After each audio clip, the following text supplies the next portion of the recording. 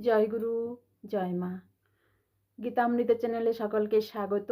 আমি আলপনা আবারও একটা নতুন ভিডিও নিয়ে আপনাদের সাথে হাজির হয়েছি। আজ পবিত্র যোগিনী একাদশী ব্রত।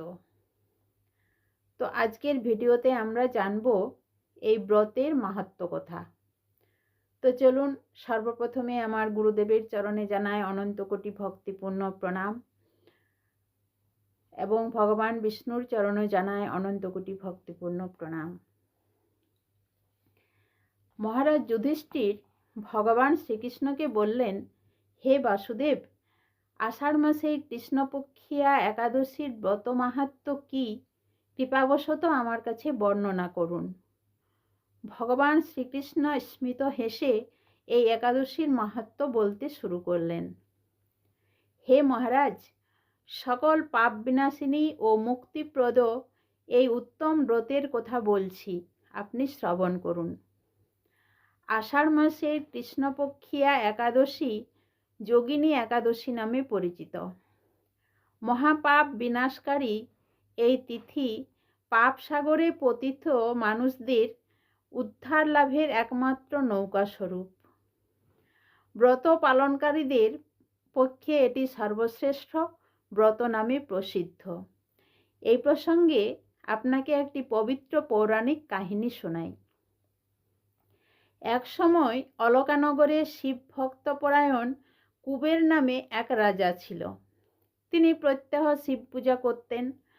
তার হেমমালী নামে একজন মালী ছিল এবং সে প্রতিদিন শিব পূজার জন্য মানস সরোবর থেকে ফুল তুলে যক্ষরাজ কুবেরকে দিত।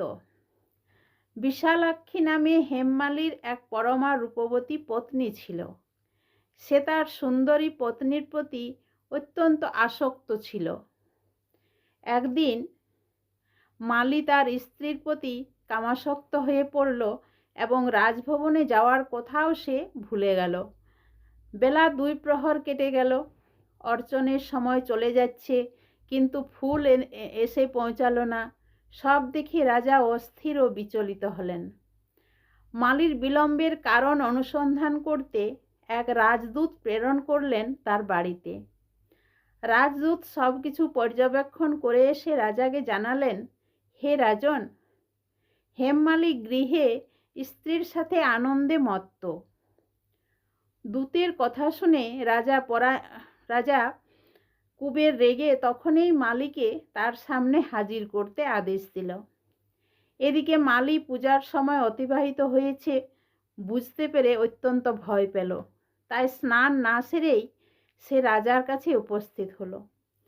তাকে দেখা মাত্র রাজা কুবের ভীষণ ক্রোধান্বিত হয়ে চোখ রাঙিয়ে গলার শিরা ফুলিয়ে ধমক দিয়ে বললেন, ওরে পাপিষ্ঠ দুরাচার, তুই দেব পূজার পুষ্প আনতে অবজ্ঞা করিস, রাজকাজে অবহেলা করিস, তাই আমি তোকে অভিশাপ দিচ্ছি। তুই শ্বেতকুষ্ঠগ্রস্ত হয়ে যা এবং তোর প্রিয়তমা ভার্যার সাথে তোর চিরবিয়োগ সংঘটিত হোক। ওরে নীচ, তুই এখনই এই স্থান থেকে ভ্রষ্ট হয়ে অধোগতি লাভ কর। কুবেরের এই অভিশাপে হেমমালী তার পত্নীর সাথে স্বর্গভ্রষ্ট হয়ে দীর্ঘকাল যাবৎ কুষ্ঠরোগ ভোগ করতে লাগল। রোগের তীব্র যন্ত্রণায় সে নরক যন্ত্রণা দিনের পর দিন ভোগ করতে লাগল। দিন কিংবা রাত কখনোই সে সুখ পেত না। এইভাবে শীত গ্রীষ্মে প্রচণ্ড বেদনায় বহু কষ্টে সে জীবনযাপন করতে লাগল। কিন্তু দীর্ঘদিন মহাদেবের অর্চনের ফুল সংগ্রহের স্বীকৃতির ফলে সে পাপগ্রস্ত হয়েও বৈষ্ণব শ্রেষ্ঠ শিবের বিস্মরণ কখনো হয়নি। একদিন হেমমালী ভ্রমণ করতে করতে হিমালয়ে শ্রী মার্কেন্ডেয় ঋষির আশ্রমে উপস্থিত হল। কুষ্ঠরোগে পীড়িত সপত্নী হেমমালীকে দর্শন করে শ্রী মার্কেন্ডেয় তাকে জিজ্ঞাসা করলেন, তুমি কার অভিশাপে এরকম নিন্দনীয় কুষ্ঠরোগগ্রস্ত হয়েছ? হেমমালী কাতর কণ্ঠে অনুতাপের স্বরে বলতে লাগলো, মুনিবর, রাজা ধনকুবেরের আমি ভৃত্য ছিলাম। আমার নাম হেমমালী। আমি প্রত্যহ মানস সরোবর থেকে ফুল তুলে শিব পূজার জন্য রাজাকে দিতাম। কিন্তু দুর্ভাগ্যক্রমে একদিন স্ত্রীর মনোবাঞ্ছা হেতু কামাসক্ত হওয়ায় সেই ফুল দিতে বিলম্ব হয়। রাজার অভিশাপে এইরকম দুর্দশাগ্রস্ত হয়েছি। পরোপকারেই সাধুগণের স্বাভাবিক কর্ম। হে ঋষিশ্রেষ্ঠ, আমি অত্যন্ত অপরাধী। কৃপা করে আমার প্রতি প্রসন্ন হন। এতে মার্কণ্ড ঋষির মন বিগলিত হল এবং এই রোগ জ্বালা থেকে মুক্তির পথ বলে দিলেন। হে মালি, তোমার মঙ্গলের জন্য শুভফল প্রদানকারী এক ব্রতের উপদেশ দিচ্ছি। তুমি আষাঢ় মাসের কৃষ্ণপক্ষের যোগিনী নামক একাদশী পালন করো। এই ব্রতের পুণ্য প্রভাবে তুমি অবশ্যই কুষ্ঠব্যাধি থেকে মুক্ত হবে। শ্রীকৃষ্ণ বললেন, মার্কণ্ড ঋষির উপদেশ শ্রবণ করে হেমমালী তাকে প্রণাম জানিয়ে আশ্রম ত্যাগ করল। পরে অত্যন্ত আনন্দে ঋষির আদেশ মতো নিষ্ঠার সঙ্গে যোগিনী একাদশী ব্রত পালন করল এবং যোগিনী একাদশীর সুফল প্রভাবে হেমমালী সমস্ত রোগ থেকে মুক্ত হয়ে পত্নী সহ সুখে জীবনযাপন করতে লাগল। শ্রীকৃষ্ণ আরও বললেন, হে মহারাজ যুধিষ্ঠির, আমি আপনার কাছে এই ব্রত উপবাসের মহিমা কীর্তন করলাম।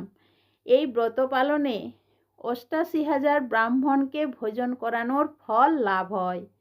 যে ব্যক্তি এই মহাপাপ বিনাশকারী ও পুণ্যফল প্রদায়ী যোগিনী একাদশীর কথা পাঠ ও শ্রবণ করে সে অচিরেই সর্বপাপ থেকে মুক্ত হয়। একাদশী ব্রত পালনের প্রকৃত উদ্দেশ্য কেবল উপবাস করা নয়, নিরন্তর শ্রী ভগবানের স্মরণ, মনন ও শ্রবণ কীর্তনের মাধ্যমে একাদশীর দিন অতিবাহিত করতে হয়। একাদশী পালনের সময় পরনিন্দা, পরচর্চা, মিথ্যা ভাষণ, ক্রোধ, দুরাচারী, স্ত্রী সহবাস সম্পূর্ণরূপে নিষিদ্ধ। তো চলুন সকলে একাদশী পালন করি এবং অন্যকেও ব্রত পালনে উৎসাহিত করি। সকলকে যোগিনী একাদশীর প্রীতি ও শুভেচ্ছা। তো আজকের ভিডিও এ পর্যন্তই। সকলে ভালো থাকবেন, সুস্থ থাকবেন, আনন্দে থাকবেন। হরে কৃষ্ণ, রাধে রাধে।